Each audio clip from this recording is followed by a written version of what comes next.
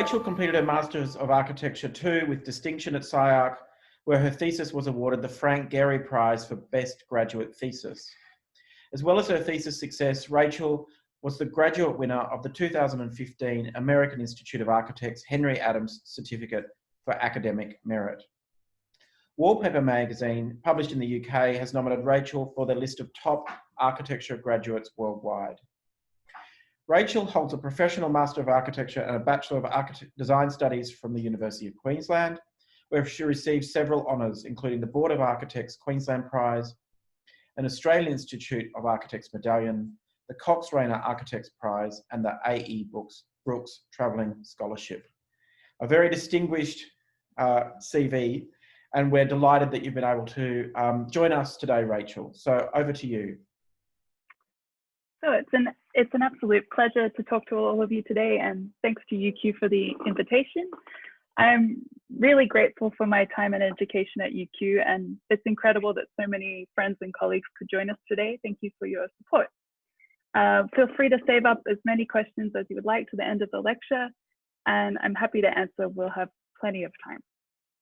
So I'm here in Los Angeles in my apartment, and I've been based here in downtown LA for the past 7 years. We'll start off, I'm going to go through a bit of my history and personal journey in architecture, and then I'll move on to lots of images of my work, as well as work from the office where I practice and some images from the classes that I teach. I split my time between the HDA-X office and teaching. In the talk, I'll spend a fair bit of time on my thesis project from SCI-Arc, so you can see the process from start till end and how that has affected and permeated through all my current work and teaching. So back in time, this was 2012 at UQ. When I graduated, we loved the rooftops of the architecture building, and the engineering building was under construction right beside our final year studio. I started at UQ straight out of high school when I was 17.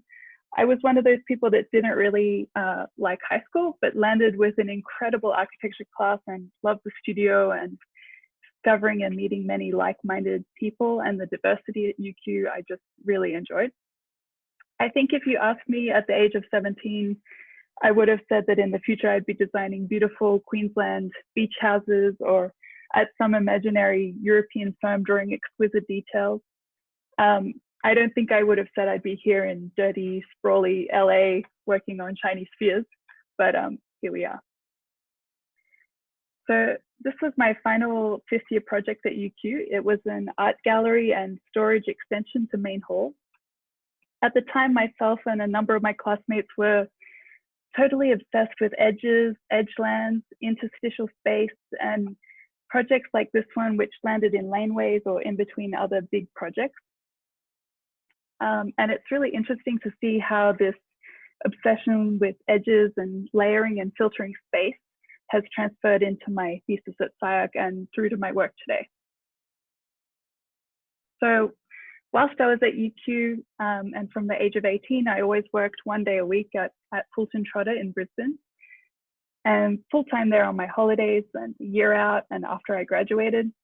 So although my work that you're going to see today looks completely different, I still dig back to that practical knowledge almost on a daily basis. So I really appreciate it, and it really enriches what I do.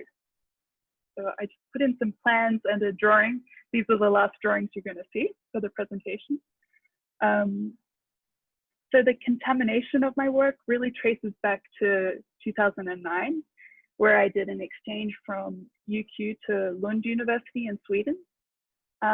I thought in Sweden I would go and learn about beautiful cold weather Scandinavian wooden buildings, build on my love of alto and timber detailing, but no.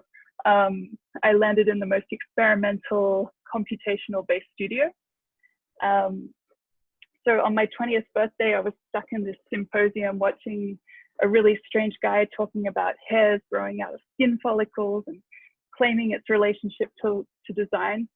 Anyway, 10 years later, he's my current boss, and everything's full circle. So whilst I was in my 4th and 5th year at UQ, I started taking myself to extra workshops during the June-July break, where I started to learn rendering and animation skills and built up my portfolio to apply for the MArch 2 program at SCI-Arc, which I'd been recommended by some teachers back in Sweden. I really had no idea about graduate studies in the US and how students often apply to 8 or 9 different schools. I really just only applied to SCI-Arc, and I just wanted to go and see what was going on in this really incredible place full of weird and wonderful work. So I landed here in 2013 in this really long, skinny X-Train Depot building. It's an independent architecture school with only 550 students studying architecture, 70 faculty. There are only 5 classrooms, so everything's really studio-based. Another important difference is that there's no faculty offices, so everyone has to work at a firm or have their own firm outside of the school. So all the studios run at the same time, 2 till 7, Monday, Wednesday, and Friday.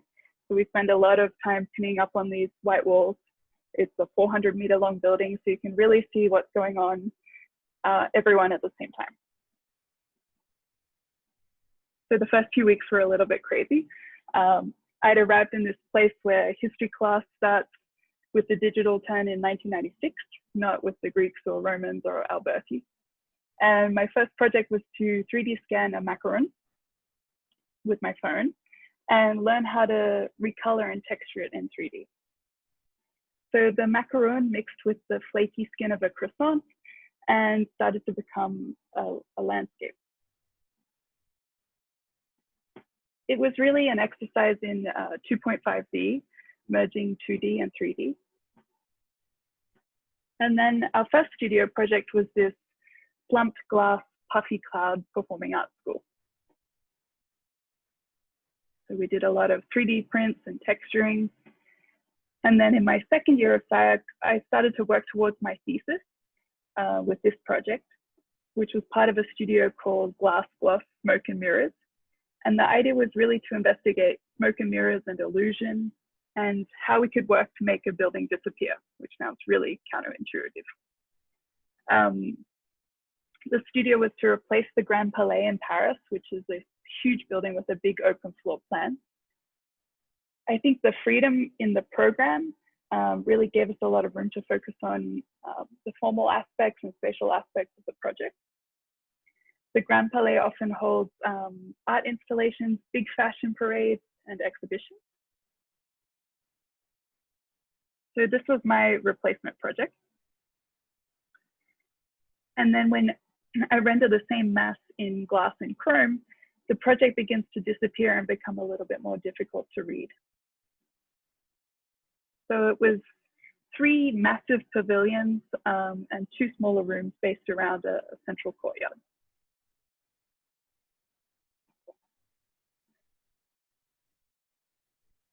These are some images of the exterior, and I'm using the glass reflection and mirrors to try to create an illusion of the building starting to disappear. Of course, it's technically impossible, particularly in something as big as the Grand Palais, but I wanted to see how far we could go in making it less readable and understandable. So the glass is embossed with water droplet patterns, and then in animation, you start to get this feeling of edgeless and liquid form. My original inspiration was from a Japanese photographer who captures, using really high-speed photography, the moment when oil and water meet just before it turns to gray mush. So this is the process I used for this project and later on in my thesis, where I start with this series of primitives. And I make these through fluid physics simulations in an animation program. So it's basically you start the liquid simulation, and then after a few seconds, quickly pause it and extract out a mesh. And I try all different resolutions of mesh. As each of these primitives is from a liquid, they're inherently edgeless with no corners or edges or lines, making them more difficult to understand their extent. In the next step, I start to place these chrome objects inside various types of glass and plastic, rendering a whole catalog of different reflections and refractions and the way the mirror acts with the glass. I also start striating and raking the glass, or turning the glass into a cluster of particles to change the reading of the inside chrome piece and see how much I can distort it. Then I started breaking open the glass and letting the chrome spill out like a pool of mercury, all through physics simulations again. This is still all in an attempt to blur the legibility of the object. So instead of something being really defined, it's a little bit more mysterious. Here I start testing aggregations of the different pieces.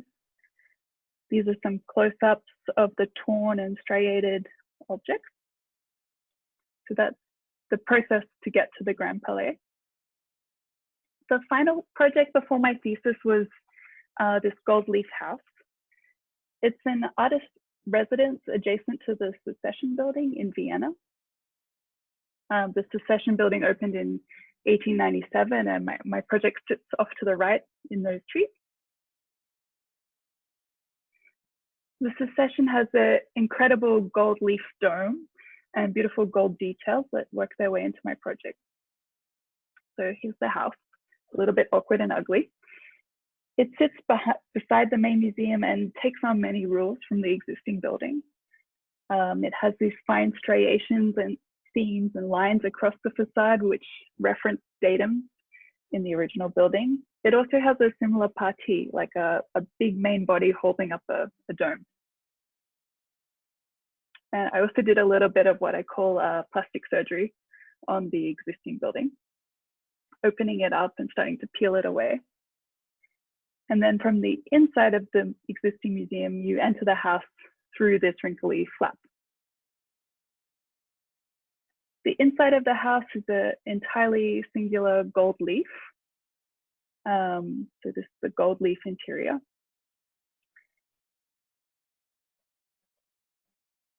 It was really important for me to capture the edges and stairs and slabs within this gold leaf and each of the functions of the artist's residence. And that sits within the white shell. And all the windows are hidden in the crevices of the mass. So as you turn around the project, the windows appear and then reappear again. So walking through the house from the bottom, sitting rooms, I designed bathrooms. I love working at the scale of the house because you really get into those fine details. So once again, this all came from these edgeless fluid primitives. And I worked to break them open similar to a wrinkled or crumpled up dried leaf. The building has these kind of frayed elephant socks on its feet.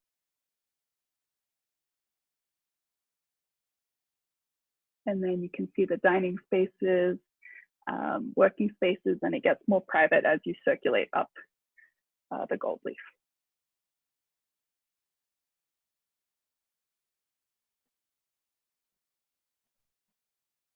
So these projects led to my final thesis at SCI-Arc, which was called Frayed and Polished, where once again I'm working on developing these ideas of boundless and edgeless mass. This is how I presented the work both digitally and in a series of 3D prints. For me, it's really important that the form of representation you choose for a project really reflects the argument. So that for a project that was about edgeless mass, I had to use animation as a representation method because it's never fixed and it's always moving. In a way, the 3D prints were a little bit counterintuitive, but I just wanted to have something there way before social distancing. On the bottom left here, you can see a series of bronze and stainless steel 3D prints I did of the 5 buildings. I find laser sintering a really interesting 3D printing process still. All of these you can pick up and they're quite heavy and make sort of dinging noises. So the thesis was all about working with frayed edges and different gradients of polish material finish, reflections, and animation. The project was a combination of this black and white striated masses with also these silver and gold interior pieces. They started off yellow, but metallic is always more appealing. So I made 5 buildings in Oslo.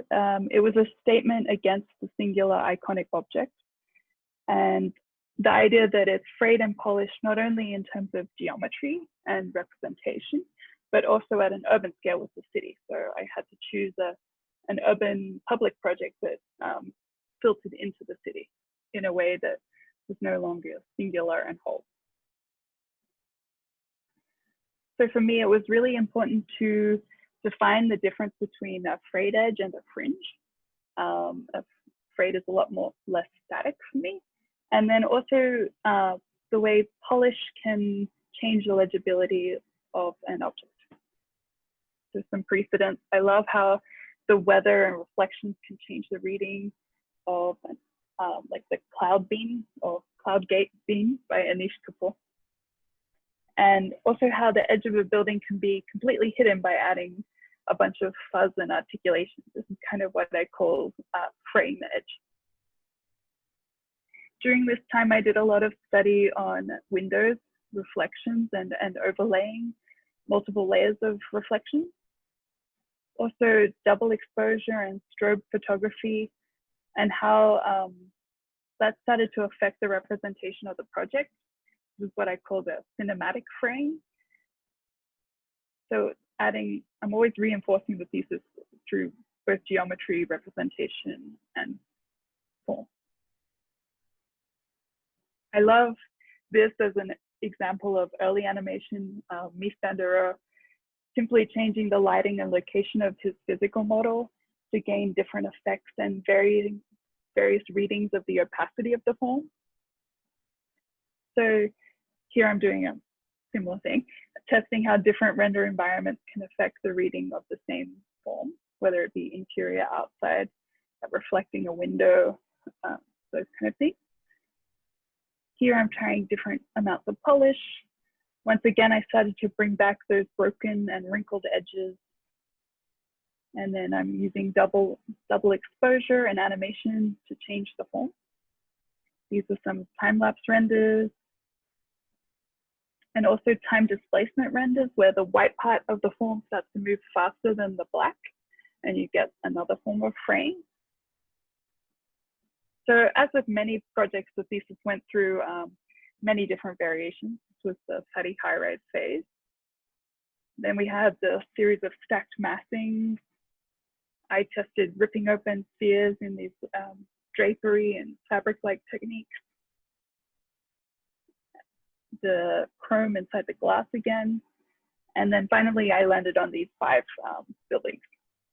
For me, I love creating a family of forms where there might be twins, an older brother, a crazy uncle, rather than a singular object.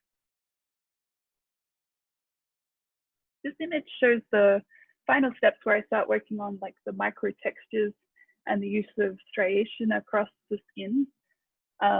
In this project, I used ink brush strokes as a texture, which the black of the ink started to become transparent and filter light into the project. This is the site plan. And then in this view, I'm using double exposure where I took a top view and a cut view and overlaid them to start to generate the interior form. So the yellow are the interior forms made through the double exposure. So I had some theaters, office buildings, and then we've seen these already. And then this is the last thing I made for the thesis was these animations of the interior exploded from the building. These are actually my favorite part where you start to see the reflection of the light on the theater and the way the multiple different bumps and textures on the same material start to react differently to how you view the animation.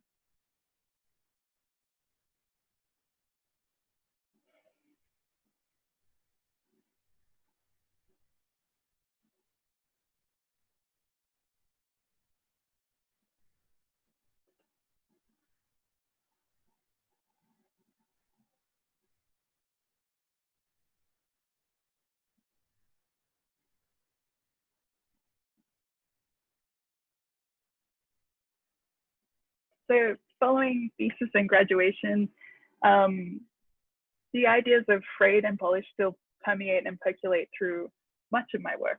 This is a chocolate box I designed last year. It has about 3 initial boxes that then get exploded and frayed edges at different scales. I then started overlapping texture and animal hide. So it becomes this Nutella chocolate box hide experiment. This was my least over-the-top work, an upside-down house for a recent group show. And then about 18 months ago, I had a solo show at the Architecture and Design Museum in Los Angeles called Frayed, where I exhibited a bunch of different frayed objects. I love this super thin 3D print material that can go down to 0.4 of a millimeter. So these are all plastic and can be thrown around. This exhibit was really interesting for me because it was the first time I presented without animation and without TVs for a while. And I really had to think about how to add more information to the print, because print is such a different medium to animation, where you can kind of fly by things really fast and get away with a lot of tricks. So this is great. This is a copper pumpkin. Once again, incorporates all those liquid embossing. And I'm still totally obsessed with breaking edges at different scales and different details. With some bowls. And then now I'm going to show a little bit of work from the office. Founded by Hernan Diaz Alonso. He's also the director and CEO of SCI-Arc, so he splits his time. And we're always working on multiple scales at once there. So from landscape, infrastructural, and bridge projects down to houses, a lot of exhibitions and installations, and all the way down to chairs, shoes, jackets, earbuds, everything. I never know what will be next. This is a series of chairs we're currently producing called the Shar-Pei chairs, based on the really wrinkly breed of dogs, Shar-Pei, the ones in the toilet paper ads. So we have a couple of these being made in Mexico at the moment. They're filled with fake flowers and have these pink hair mats. This was our Museum of World Writing in Korea.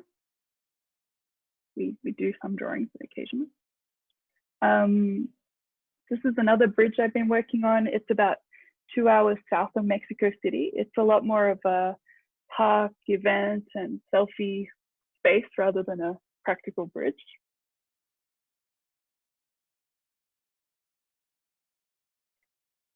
This is a different waterfront project we've been doing in Shanghai. I think it started with the idea of waves and clouds rushing into the site. And it's a technology park, so it was all about adding a lot of tech and outdoor office facilities. And then at the same time, we're also working on a series of augmented fashion garments. The idea is mixing fashion and health. So they have a lot of health devices built in, such as diabetes pumps, oxygen. We've done a whole series of jackets, vests, backpacks. This is one of my favorites, the raincoat. And then working all the way right down to a tiny splash button and splash earbuds. We've been doing a lot of shoes lately. This one comes with a pair of scissors and you can cut and groom it however you like. Starts off really full. We've been trying different hairstyles on shoes, so from the mohawk to the comb over, many different options. I'd say right now we're in a really literal phase in the office. The form making has moved from being obsessed with really virtuosic and parametric geometry or primitive like spheres, and we're changing now into more literal ideas such as fur, hair, splashes, waves, the way meat is carved and bubbles. So it's less about the over-the-top virtuoso geometry. And then back to SCI-Arc, this is my latest studio. I taught with Hanan, and it finished just a couple of weeks ago, called Not Making Architecture. The students ended up with some incredible infrastructural and landscape proposals. Palais made a series of recycled toys. They were totally exquisite. And his whole narrative was all about a synthetic landscape where toys could be collected, reused, and recycled.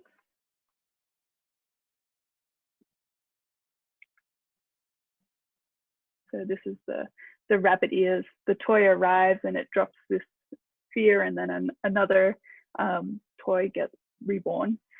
It was great this semester. We switched halfway to online learning in that normally we present in a series of 6 screens, and this time with just a single Zoom screen, the students had a lot more chance to develop the narrative and the project more as a short film and less as a series of screens. So it was a really interesting and productive studio. Gregory designed a new planet. I think it's 1/8 of the size of the moon and orbits around the moon.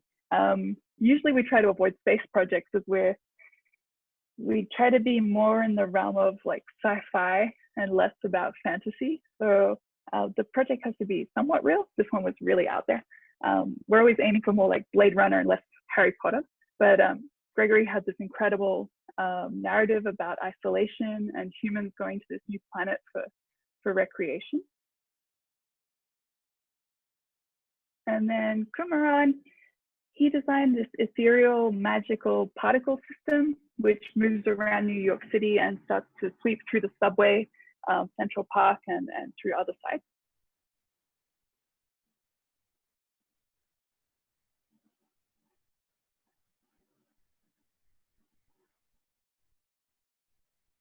And then this is the studio before that, and I mentioned this is how we've been presenting for a couple of years. The 6-screen presentation really changes how the students work, somewhere between a pin-up wall of drawings and a short film. This project was by Xiao Zhang, and we replaced the Beinecke Rare Book Library at Yale University. When we get back to SCI-Arc, I want to do a 12-screen full circle immersive presentation, but that'll take a lot more graphics cards. He designed these little capsules that hold on to the rare books. And it's a really playful, fun project. I'm always aiming for like fun rather than apocalyptic and dire, which often happens with a lot of these types of projects. Oh, this one has sound. This is Elena's project. She was really going for porcelain and fine details and ornaments. It's replacing an existing building that's there. And then finally, I'd like to show you a little work from my seminar, where we're working on using virtual reality and VR headsets. Often I find at the moment VR is used as a form of viewing a project or just as a type of representation. In my seminar, we're trying to be totally immersed inside. So we're actually sculpting and building in 3D within the headset. So I see students lying on the floor, modeling upside down, and it's a really different way to interact with the modeling compared to on a screen. And then we've been working on ways of taking that footage out of the VR, because we have a lot of problems with presentations within the VR, and tracking the way you would move and interact inside VR and bringing it out and converting that into animation that you can see on the 2D screen. So in these seminars, they're a lot shorter and we have a lot of fashion and art references. This one has a crazy mosquito soundtrack, and we have a lot of fun.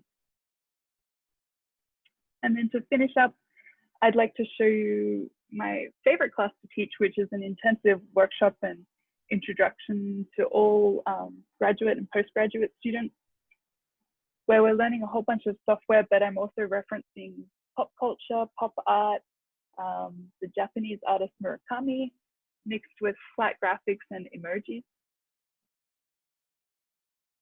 In this project, the students model a series of characters and flowers and then set up a scene. So this one was based on a doll's house with window cuts. This one was more of a flat still life scene with a table and a backdrop. And then to end on something really optimistic, I love this one where they started to collect different characters from different students and build up a new narrative. So that's a fun place to land after showing you a bunch of my latest work. So thank you very much. Fantastic. Thanks, Rachel.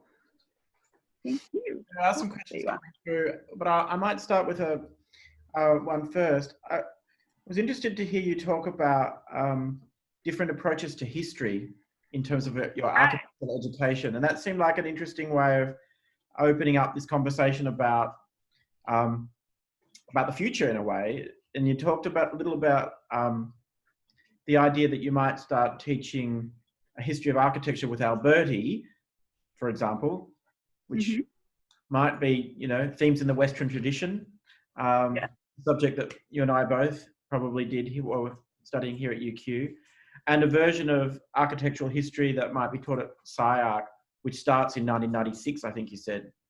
Right. I was completely shocked. Yeah. So I just wonder if you could reflect, a few years on from when you kind of understood that is two different positions at play, how you see those things interacting now in your work, or more generally.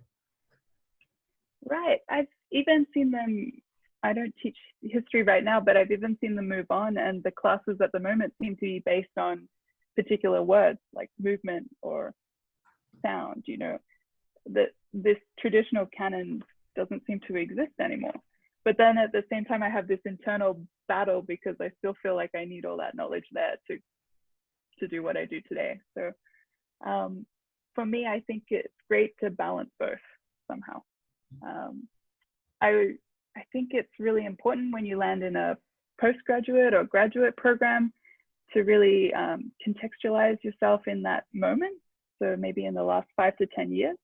But I still think you need that, list of 100 buildings to base your world around. So, yeah. But what you might be arguing is in the future, that list might be not a list of 100 buildings, but 100 ideas or something, like that there is a corruption in the canon that has occurred, say, post 2000. Yeah. And it needs to be half male, half female, white, diverse, South America. I had no idea about all these South American buildings, and there's just so much more out there as well. Yeah. So that's an interesting thing to reflect on, having been to school in Brisbane, come to UQ, and then the path you've had over the past few years. How would you characterize what's different about being, living and working in the US? What's been the hardest thing about it? What's been the what about it? What's been the hardest thing about it culturally? Oh, I think when I first got here, I really didn't know anything about art. There's such a art culture built into the work here, and a lot of students have a whole different history than what I had. Of course, I have a lot more structural. I know how to do a stair at the right scale. So I just didn't know that there was such a big art history out there. So that was the biggest thing I needed to learn in terms of education. And then living here, LA is one of those places that it takes about 6 months to get into. I hate when people say you have to know, you need the connections, but it really is like that. After 6 months, you start to find new spots, and somehow it begins to get addictive, the huge diversity and large population. So it really took a little while to sink in. So I think it's one of the students has posted a question.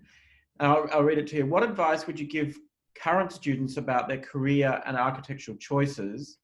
You seemed to deliberately choose to take on the digital as a kind of extracurricular or like a self-directed education project. Can you talk us through how you see the formal versus the self-directed in terms of educational choices? Great question. Wow. Hard question, sorry. I think it's really important to have a really diverse education. I find a lot of American students are really, really stuck in the digital and really don't know how to draw a plan in a section. So I would really advise you to pick from everywhere as much as you can and sort of choose your own adventure. Although I'm really focused on this animation trajectory, there's plenty of other people here that teach amazing plans and diagramming. And so I would really encourage you to just try to be as broad as possible, and then you'll see where you land and what's most intuitive to you. I would never have predicted animation for me. I still don't think I'm a techie person. So yeah. You don't think you're a techie person? No, I find I'm much more intuitive. I just prefer to work on something, and I'm definitely more of a hard worker, keep working through it. And then also I think at the moment, editing and curating your work is really as important as doing it. So a lot of my work, people say, oh, but the computer did that. It's all about picking that moment in that simulation where you press stop and cutting it out. And maybe there's 200 times I've pressed stop before I picked the right tree. So it's as much editing and deleting options as it is taking everything in. So you talked a little bit about teaching online, which is of course what all universities, all architecture schools around the world have done. And we went from a mode of teaching that had been going for decades Right.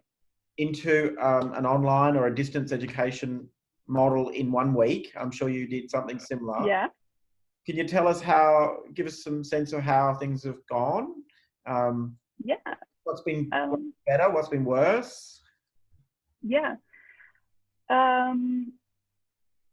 Then we started halfway through the semester, so the students already had sort of a pretty concrete project. I've been finding it really interesting how sort of a group discussion versus a personal discussion, when normally in the studio I would sit at their desk, and now they want this extra breakout rooms or extra time one-on-one.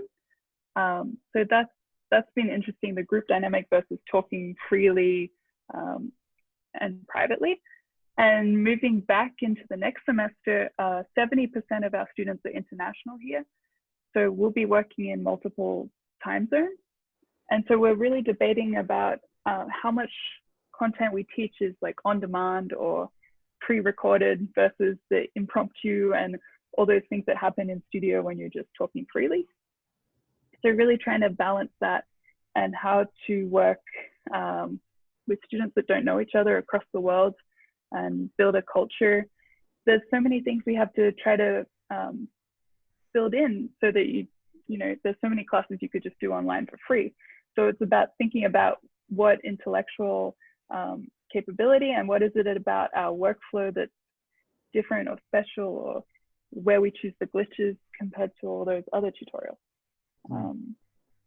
So you're feeling that when you start back in August, September, it's going to be harder than this round?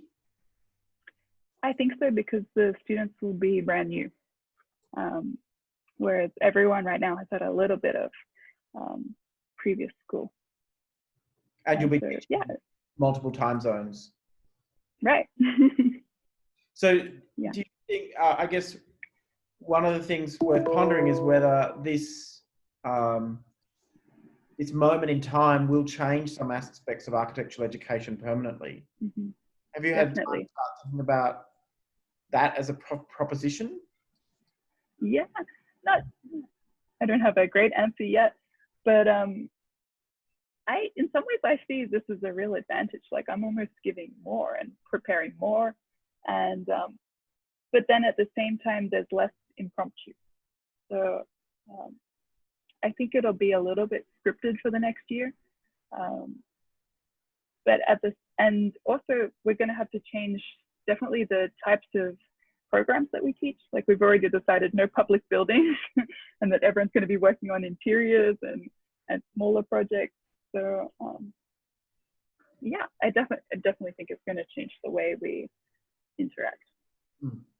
But it's not all bad for sure. Our projects towards the end of the semester were so resolved and detailed compared to when you're getting distracted by 3D printing and building models and that kind of thing. So I actually see it as quite an advantage for a little bit.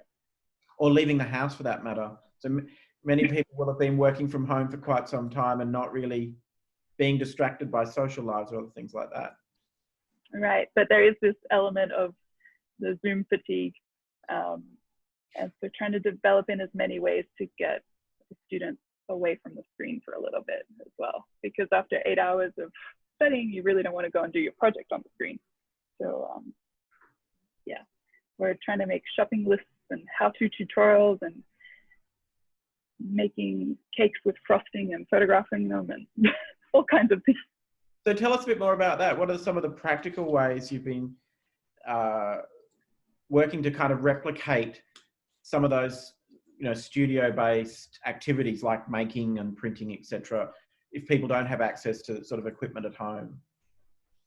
Yeah, we've been thinking of a lot of low-tech equipment. Like we've had students filming in their tumble dryer, you know, their model going round and round, or something else comes out of the microwave and they're filming. So there's so much we can do at home. It's low-tech. So I think we'll bring back a bit of low-tech for a while. And yeah. Also AR is just exploding. We've all been designing face filters and hair accessories. So I think AR is really going to progress in the next few months. We also have a big debate going on about a lot of people want to design more game spaces and interactive web apps to present on. So a lot of websites and interactive apps and platforms. But at the same time, we're arguing like not everyone wants to do gaming design. People actually still want to do buildings. So that's what we're debating at the moment. So, but it seems to me that in your practice side of your life, what you're showing there is an increasing diversity in terms of the type of projects that you're looking at, the type of design problems you're tackling. Definitely a lot more products and smaller scale compared to building. Yeah. And I'm going to ask, are those shoes going to happen? Oh yeah. Yeah. So how did the practice make that segue from thinking about buildings and spaces to thinking about, say, shoes and chairs? I don't think it's as difficult as, like, last week I got thrown like, design these sunglasses. Oh man, sunglasses are really hard to model. So yeah, it's the same principles almost at a smaller scale. I almost find it harder than a building. The product design where every single curve has to be spot on. I think in a building you can hide a lot more behind a tree.